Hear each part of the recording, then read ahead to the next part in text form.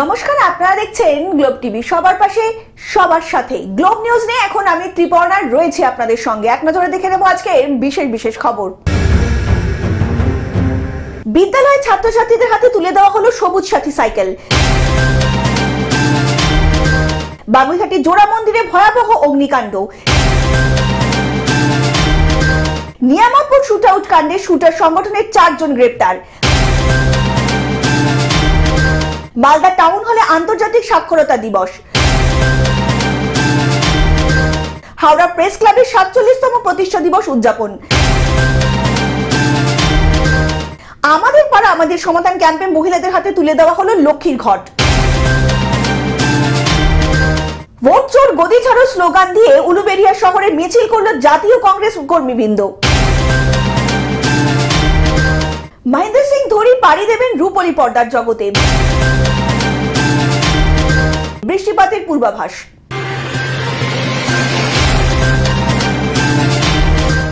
আসছে বিস্তারিত খবরে।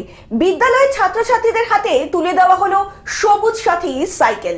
মুখ্যমন্ত্রী মমতা বন্দ্যোপাধ্যায়ের উদ্যোগে এবং রাজ্যের শিক্ষা দপ্তরের অনুপ্রেরণায় 2025-26 শিক্ষাবর্ষে মালদা জেলার প্রথম মালদায় খাস কল বিদ্যালয়ে 157 জন ছাত্রছাত্রীদের হাতে সবুজ সাথী সাইকেল তুলে দেওয়া হলো। এই অনুষ্ঠানে উপস্থিত ছিলেন মালদা জেলা পরিষদের সভাপতি লিপিকা বর্মন ঘোষ, মালদা জেলা মাধ্যমিক বিদ্যালয় পরিদর্শক বাণীব্রত দাস, বিদ্যালয়ের প্রধান শিক্ষক শিক্ষিকারা। এছাড়াও উপস্থিত ছিলেন ছাত্রছাত্রীরা। প্রত্যন্ত গ্রামের দূর দূরান্ত থেকে ছাত্রছাত্রীরা পায়ে হেঁটে বিদ্যালয়ে আসেন। তাদের সুবিধার্থের জন্যই নবম শ্রেণীর 157 জন ছাত্রীদের হাতে সবুজ সাথী সাইকেল তুলে দেওয়া হলো। সাইকেল পেয়ে ছাত্রছাত্রীরা খুবই খুশি। তার পাশাপাশি তারা রাজ্যের মুখ্যমন্ত্রী মমতা বন্দ্যোপাধ্যায়ের উদ্যোগকেও সাধুবাদ জানিয়েছেন। মাননীয় মুখ্যমন্ত্রী সবুজ সাথী প্রকল্প 2016-17 সালে জাতীয় পুরস্কারও ইতিমধ্যেই পেয়ে গিয়েছে।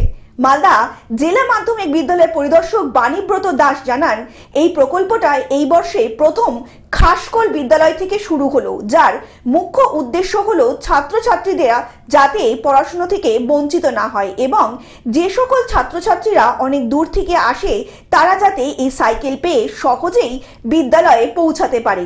তার ফলে ছাত্রছাত্রীদের মধ্যে অনেকটাই সমস্যা মিটবে এবং সুবিধাও হবে। ছাত্রছাত্রীদের কথা মাথায় রেখে মুখ্যমন্ত্রী মমতা বন্দ্যোপাধ্যায় এই যে সবুজ সাথী প্রকল্প শুরু করেছেন, তার জন্য মালদা জেলা পরিষদের সভাপতি লিপিকা বর্মন আবারও মাননীয় মুখ্যমন্ত্রী মমতা বন্দ্যোপাধ্যায়কে ধন্যবাদ জানান।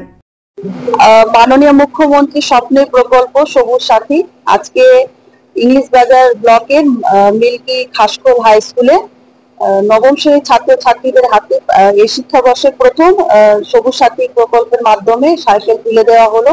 মালদা থেকে অভিষেক দাসের রিপোর্ট, গ্লোব নিউজ। বাগুইহাটির জোড়া মন্দিরে ভয়াবহ অগ্নিকাণ্ড। বাগুইহাটির জোড়া মন্দিরে ভয়াবহ অগ্নিকাণ্ডে পুড়ে ছাই হয়ে গেল একটি বেসরকারি এসি বাস। তবে সৌভাগ্যবশত ঘটনাস্থলে কোনো যাত্রী ছিল না। খবর পেয়ে দ্রুত পৌঁছে যায় লেক টাউন ফায়ার ব্রিগেড, বাগুইঘাটি থানার পুলিশ ও ট্রাফিক গার্ড। যৌথ উদ্যোগে আগুন নিয়ন্ত্রণে আনা হয়। কন্ট্রাক্টরের বয়ান অনুযায়ী বাসটি শর্ট সার্কিট থেকেই আগুনের সূত্রপাত হতে পারে বলে প্রাথমিকভাবে অনুমান করা হচ্ছে। ঘটনায় ইতিমধ্যেই কোনো হতাহতের খবর নেই। কল পাওয়ার থেকে আসতে যে টাইমটা লাগে ম্যাক্সিমাম 5 মিনিট লাগলো কল পাওয়া থেকে। এটা কি মানিকতলা ফায়ার ব্রিগেড? না, ইলেকট্রন ফায়ার স্টেশন। হ্যাঁ, বলুন। কিভাবে আপনারা কি অনুমান করছেন? আমরা দীর্ঘদিন এটা তদন্ত হবে, আমরা এইভাবে বলতে পারি না, এটা ফরেনসিক গিয়ে একটু দেখতে হবে, এটা এইভাবে বলা যায় না। কলকাতা থেকে অনির্বাণ দত্তের report, globe news. Niamatpur shoot out কাণ্ডে শুটার সংগঠনের 4 জন গ্রেপ্তার। কুলটির নিয়ামতপুর শুট আউট কাণ্ডের শুটার সংগঠনের 4 জনকে গ্রেপ্তার করল পুলিশ। আসানসোল উত্তর থানার বিভিন্ন এলাকা থেকে তাদেরকে গ্রেপ্তার করেছেন নিয়ামতপুর ফাঁড়ির পুলিশ। এখনো পর্যন্ত এই ঘটনায় মোট 7 জনকে গ্রেপ্তার করা হলো। প্রসঙ্গত 29 আগস্ট রাতে কুলটি থানার নিয়ামতপুর রহমান পাড়ায় জাবেদ বারিককে গুলি করে খুন করা হয়েছিল। যদিও তদন্তে নেমে পুলিশ জানতে পারে জমি সংক্রান্ত বিবাদের জেরেই এই খুনের ঘটনায় পুলিশ জাবেদ বারিকের খুড়তুতো ভাই এবং বোনকে ও বোনের গাড়ির চালককে গ্রেপ্তার করেছিল। এরপরেই এই ঘটনায় জড়িত শুটার সহ শুটার গ্যাংয়ের 4 জনকে গ্রেপ্তার করলো নিয়ামতপুর পুলিশ। নিহত জাবেদ বারিকের ভগ্নিপতি আসিফের সঙ্গে শুটার গ্যাংয়ের 5 লক্ষ টাকার বিনিময়ে খুনের ঘটনার চুক্তি হয়েছিল। এই ঘটনায় আসিফ পলাতক, তার খোঁজে তল্লাশি চালাচ্ছে পুলিশ। আসানসোল থেকে সৌমিত্র গাঙ্গুলির report, globe news. Malda town হলে আন্তর্জাতিক সাক্ষরতা দিবস। পশ্চিমবঙ্গ সরকারের জনশিক্ষা প্রসার ও গ্রন্থাগার পরিষেবা দপ্তরের উদ্যোগে মালদা টাউন হলে আন্তর্জাতিক সাক্ষরতা দিবস উদযাপন করা হলো। চারা গাছে জল ঢেলে অনুষ্ঠানের শুভ সূচনা করা হয়। অনুষ্ঠান উপলক্ষে বিশেষ চাহিদা সম্পন্ন শিশুদের ট্রাইসাইকেল, শিক্ষা সামগ্রী সহ বিভিন্ন উপকরণ প্রদান করা হয়। এই অনুষ্ঠানে উপস্থিত ছিলেন ইংরেজবাজার পৌরসভার চেয়ারম্যান কৃষ্ণেন্দু নারায়ণ চৌধুরী, অতিরিক্ত জেলা শাসক অনিন্দ্য সরকার, মালদা জেলা গ্রন্থাগারের প্রশাসক প্রসেনজিৎ দাস, জেলা জনশিক্ষা প্রসার ও গ্রন্থাগার পরিষেবা দপ্তরের অন্যান্য আধিকারিকেরাও। আজ থেকে আমাদের 59তম আন্তর্জাতিক সাক্ষরতা দিবস উদযাপন হচ্ছে মালদা জেলায়। আমাদের জেলা জনশিক্ষা প্রসার বিভাগের আয়োজনে এবং জেলা প্রশাসনের সহযোগিতায় আমাদের এখানে 59তম আন্তর্জাতিক সাক্ষরতা দিবস পালন করছে। আপনারা দেখছেন আমাদের সমস্ত বিভিন্ন বিশেষভাবে সক্ষম যারা ছাত্রছাত্রী আছে তাদেরকে নিয়ে, এবং যারা আমাদের এখানে প্রাথমিক, উচ্চ বিদ্যালয় যেগুলো আছে, সেকেন্ডারি, হায়ার সেকেন্ডারি, তাদের সমস্ত ছাত্রছাত্রী এবং শিক্ষক শিক্ষিকাদের নিয়ে আমাদের এই একটা অনুষ্ঠান পালন করা হচ্ছে। মালদা থেকে অভিষেক দাসের report, globe news. Howrah press ক্লাবের 47তম প্রতিষ্ঠা দিবস উদযাপন। 8ই সেপ্টেম্বর দুপুর থেকে সন্ধ্যা পর্যন্ত হাওড়ার রামগোপাল মঞ্চের নিত্যানন্দ সভাকক্ষে হাওড়ার প্রেস ক্লাবের 47তম বার্ষিকী পালিত হলো।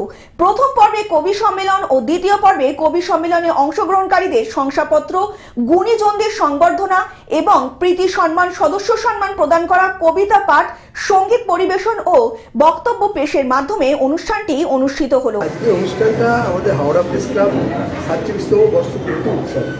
আমাদের 1978 সালে এই ক্লাবটা তৈরি হয়েছিল 7 জন মেম্বার নিয়ে।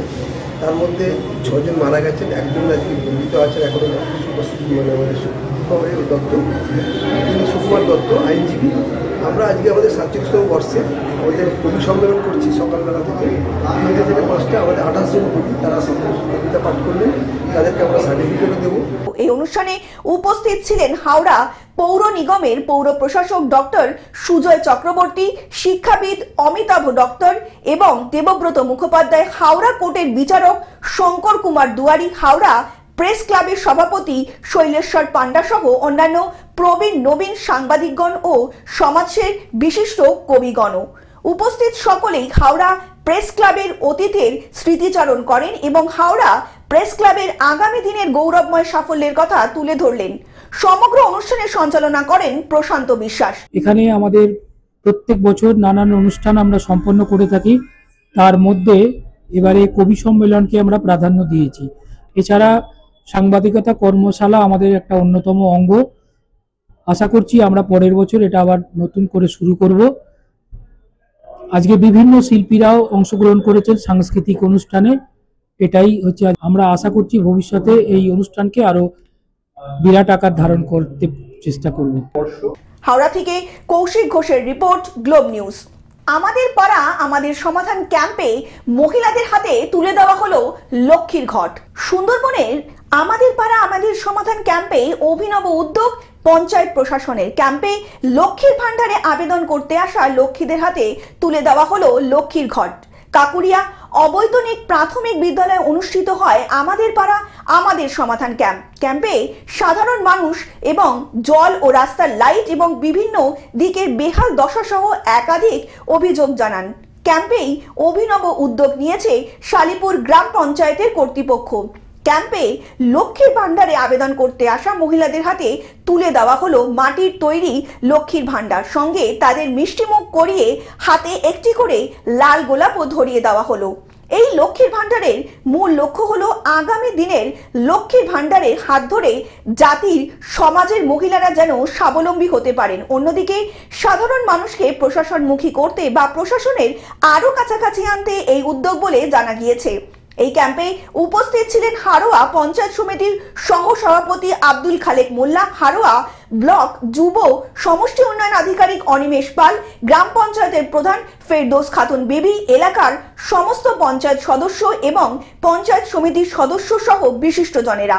হারোয়া পঞ্চায়েত সমিতির সহসভাপতি আব্দুল খালেক মোল্লা বলেন, বাংলার মুখ্যমন্ত্রী মমতা বন্দ্যোপাধ্যায়ের স্বপ্নের প্রকল্প আমাদের পাড়া আমাদের সমাধান, সেই কর্মসূচিতে মহিলাদেরকে আরো উৎসাহী করে তুলতে এই ভান্ডার। বিশ্বের দরবারে বাংলার মুখ্যমন্ত্রী এই স্বপ্নের প্রকল্প পৌঁছে যাওয়ার সন্ধিক্ষণে আমরা দাঁড়িয়ে রয়েছি। মহিলাদের কাছে লক্ষ্মীর ভান্ডারের টাকা এক প্রকার রিজার্ভ ব্যাংকের সমান, তাই লক্ষ্মীদের হাতে পঞ্চায়েতের তরফ থেকে এই লক্ষ্মীর ভান্ডার তুলে দেওয়ায় আমরা গর্ব অনুভব করছি বলে জানালেন তিনি। পাড়া আমাদের সমাধান, বাংলার মুখ্যমন্ত্রী মমতা বন্দ্যোপাধ্যায় ইতিমধ্যে এই ক্যাম্প প্রায় 2 কোটির কাছাকাছি মানুষ পৌঁছে গেছে। তো সেই জায়গায় দাঁড়িয়ে আমি বলবো যে এই একটা অভিনব শালিপুর জিপিতে বিভিন্ন ক্যাম্পে কোথাও বিরোধীদের গোলাপ মিষ্টি তুলে দিচ্ছে। আজকে এখানে দেখলাম যে আমাদের বাংলার মুখ্যমন্ত্রী মমতা বন্দ্যোপাধ্যায় তিনি স্বপ্নের প্রকল্প লক্ষ্মীর ভাণ্ডার আজকেও এখানে লক্ষ্মীর ভাণ্ডার তুলে দিয়ে মায়েদেরকে আরও উৎসাহিত, বোনেদেরকে আরও উৎসাহিত করলেন। বসিরহাট থেকে সৌমাভ মণ্ডলের রিপোর্ট, গ্লোব নিউজ। ভোট চোর গদি ছাড় স্লোগান দিয়ে উলুবেড়িয়া শহরে মিছিল করল কংগ্রেসের কর্মীবৃন্দ। সোমবার বিকেলে উলুবেড়িয়া স্টেশন মোড় থেকে বিভিন্ন স্লোগান লেখা প্ল্যাকার্ড হাতে নিয়ে হাওড়া জেলা গ্রামীণ কংগ্রেসের উদ্যোগে এক বিক্ষোভ মিছিল ও প্রতিবাদ সভা অনুষ্ঠিত হয়। মিছিল শেষ হয় উলুবেড়িয়া মহকুমা শাসকের অফিসের সামনে।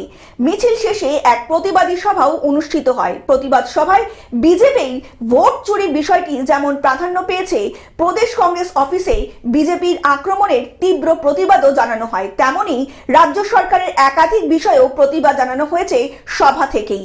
মিছিল ও প্রতিবাদ সভা শেষে নরেন্দ্র মোদী ও অমিত শাহের কুশপুত্তলিকাও দাহ করা হয়। এই অনুষ্ঠানে উপস্থিত ছিলেন প্রদেশ কংগ্রেসের নেতা শুভাশিস ভট্টাচার্য, প্রদেশ কংগ্রেসের নেতা তপন আগরওয়াল, হাওড়া জেলা গ্রামীণ কংগ্রেসের সভাপতি আলম দেওয়ান এবং কংগ্রেসের নেতা রিভু সান্যাল, হাফিজুর রহমান সহ অন্যান্য বিশিষ্ট নেতারা। আজকে মূলত রাহুল গান্ধীর ডাকে সারা ভারতবর্ষে ভোট চোর গদি চোর যে স্লোগান শুরু হয়েছে, আমরা মনে করি যে নরেন্দ্র মোদী অনৈতিকভাবে ক্ষমতায় দখল করে আছে ভোট চুরি করে, যা আজকে প্রমাণিত হয়েছে যে তার মসনদে বসার কোনো অধিকার নেই, কারণ তিনি ভোট চুরি করে আজকে মসনদে বসে আছেন। তাই আমরা সেই চোরের বিরুদ্ধে সাধারণ মানুষকে সজাগ করে আগামী দিনে সুষ্ঠু শান্তিপূর্ণ নির্বাচন দাবি করছি, যে আগামী দিনে প্রত্যেক ভোটাধিকার যেন প্রয়োগ করতে পারেন, স্বাধীনভাবে তাদের ভোট দিতে পারেন। চুরি করা ভোটে, গোপন ভোটে যেন কেউ ক্ষমতায় আসতে না পারে। উলুবেড়িয়া থেকে মতিয়ার রহমানের রিপোর্ট, গ্লোব নিউজ।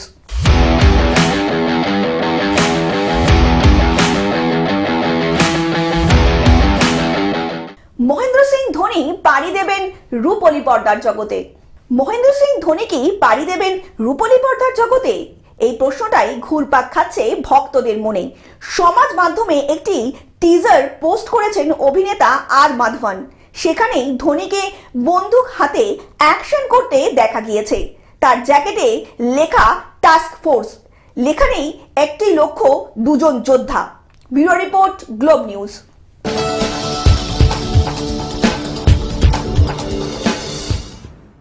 বৃষ্টিপাতের পূর্বাভাস।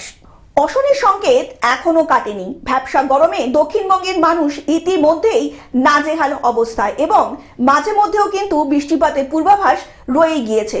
যদিও উত্তরবঙ্গে সেরকম কোনো এখনো সেভাবে দেখা যায়নি। উত্তরবঙ্গের এখনো কিন্তু আর্দ্রতাজনিত একটা আবহাওয়া রয়েও গিয়েছে, এবারও বলেছে আবহাওয়া দপ্তর।